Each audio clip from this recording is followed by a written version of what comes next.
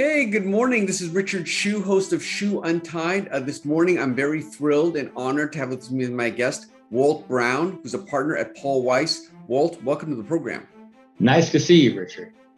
Well, Walt, I've heard so much about you and your career. I've been in my valley my whole career, so I've known all about you. And so it's really a thrill to talk to you in person. Well, tell me a little bit about how you got into the legal profession to begin with. I know it's been a number of years.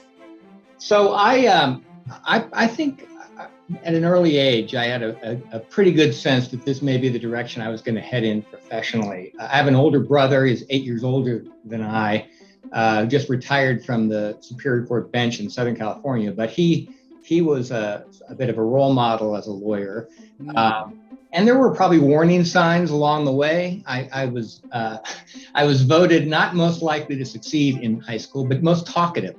And then I went to college and majored in rhetoric. So there were, I think, indications early on of the direction my career was going in. And that's what I ended up doing is going to law school directly after college with the intention of being a litigator and trial lawyer. Mm-hmm. Well, and did it turn out, did you like law school immediately? Was it like, did it really suit you as well as you thought?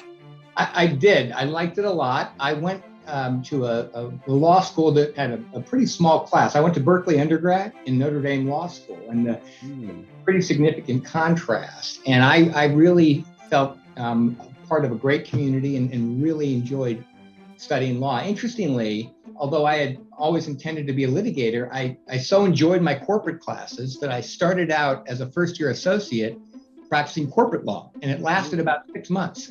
And then I moved over to litigation and really haven't looked back since. You didn't like corporate work as much, or why did you stick with it? I don't think it played to my strengths, and I may not have given it enough of an opportunity. Some of what you do as a young corporate lawyer isn't necessarily scintillating, although the same can be said about litigation. But I think pretty quickly, as I watched my colleagues who were doing litigation, I think I realized that's really where my heart was. Mm-hmm. Well, did you know early on what kind of litigation you were going to do, or was it something that you kind of stumbled into? So I didn't. I knew I wanted to be a trial lawyer. And I think that explains why pretty early on in my career, I left private practice and went to work as a federal prosecutor in Los Angeles. I was at a large San Francisco origin firm that doesn't exist anymore, doing general commercial litigation, and really didn't feel like I was developing trial skills in the way I wanted to, and didn't think I could do that as fully at a big law firm. So I left and went to the U.S. Attorney's Office with the goal to become a trial lawyer. What I didn't expect is that I would develop into a white-collar criminal defense lawyer, which has been a huge part of my practice in the last 25 years. But that, I think, explains why I went to the U.S. Attorney's Office to get trial skill. Mm-hmm. Well, what made you decide to go back to private practice after being in the government? A couple things. I got to a point where I felt I had accomplished what I wanted to in the U.S. Attorney's Office. I had tried dozens of cases. I'd argued in front of the Ninth Circuit probably 15 times. And I'd done a lot of complex cases, really interesting cases. But I got to a point where I wasn't feeling challenged anymore.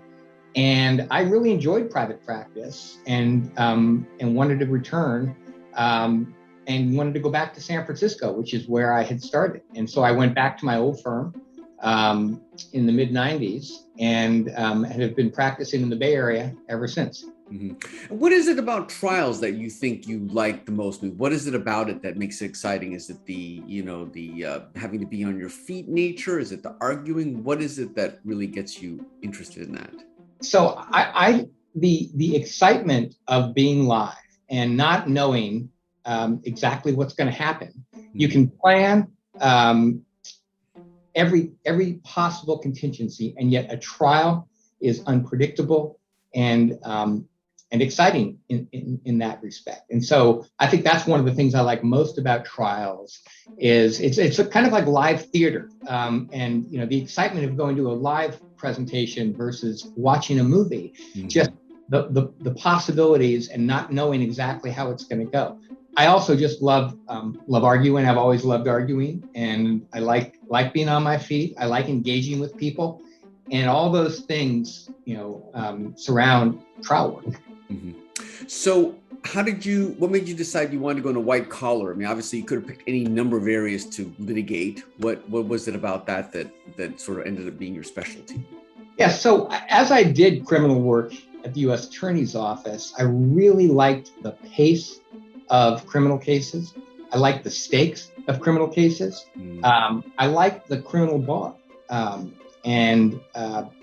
So when I came back to private practice at my old firm, I wanted to develop a white collar practice as part of what I would be doing. And the firm gave me the green light to do that. But I found that the stakes often are, life or death, of a company, liberty of an individual. It moves quickly. The issues are often of a constitutional nature. And the bar, and maybe for those reasons, the bar is very collegial.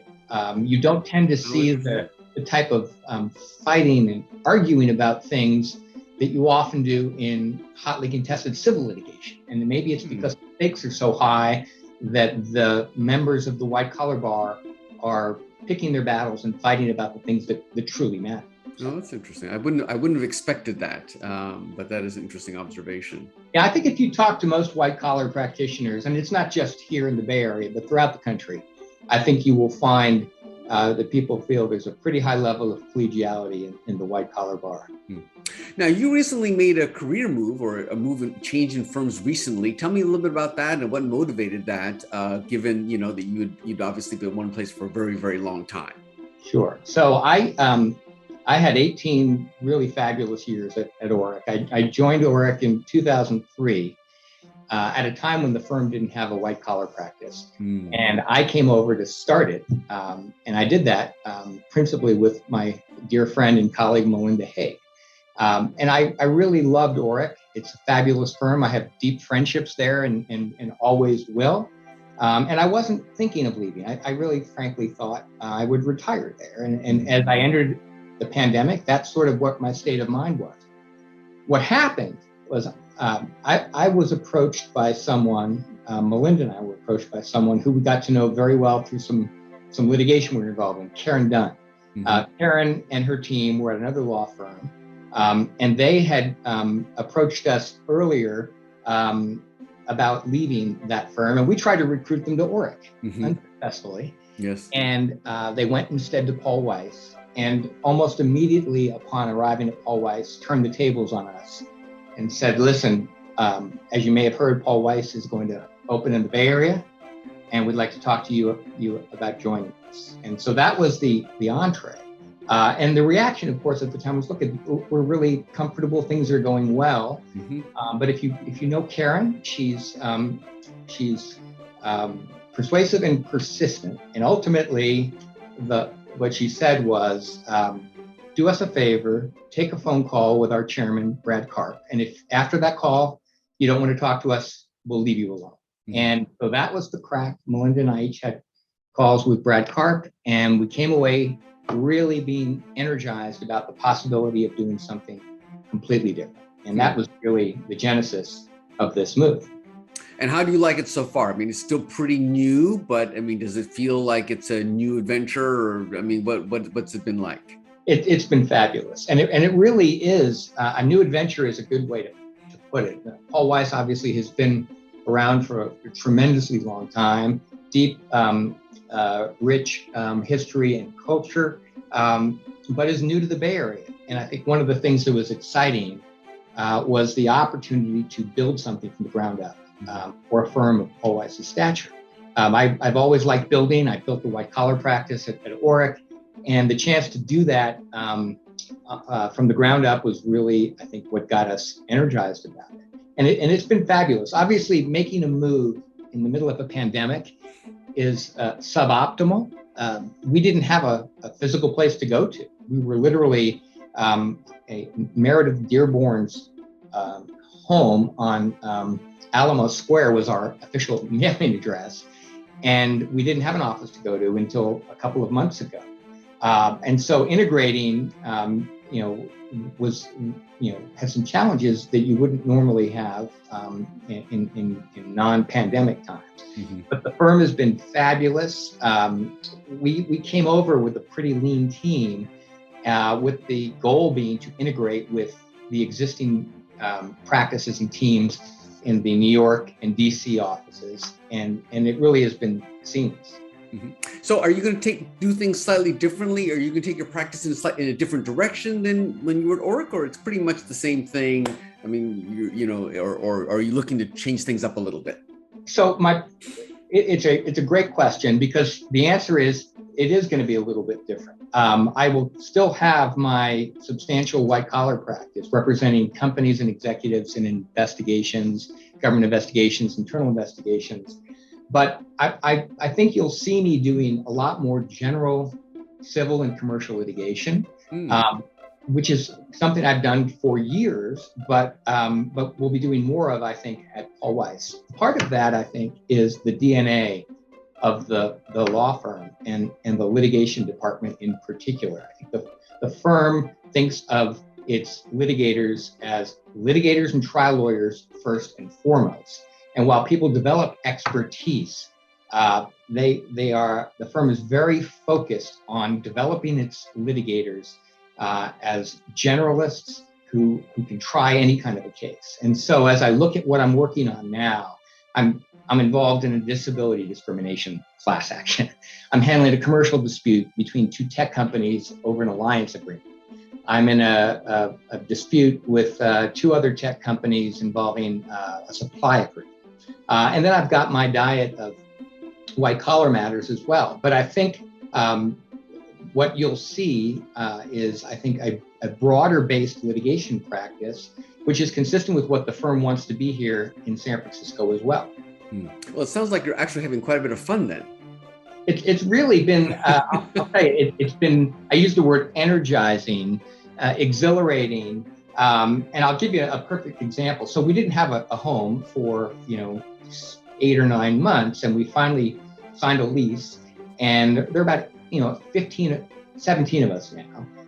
The group that came over from Oric, a group that came from Kirkland, and a few people that transferred out.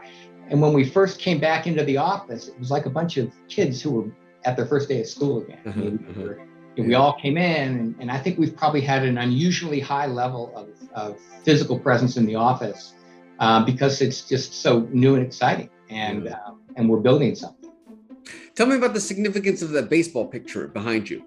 So that's Willie Mays. I've been a Giants fan since I was literally, 7 years old. And it was funny, I was living in Southern California, but my dad had grown up in New York, had been a New York Giants fan.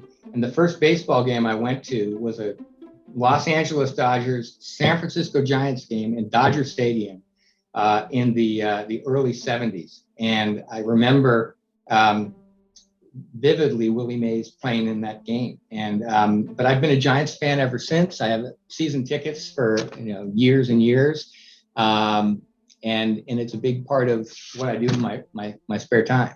Yeah, interesting.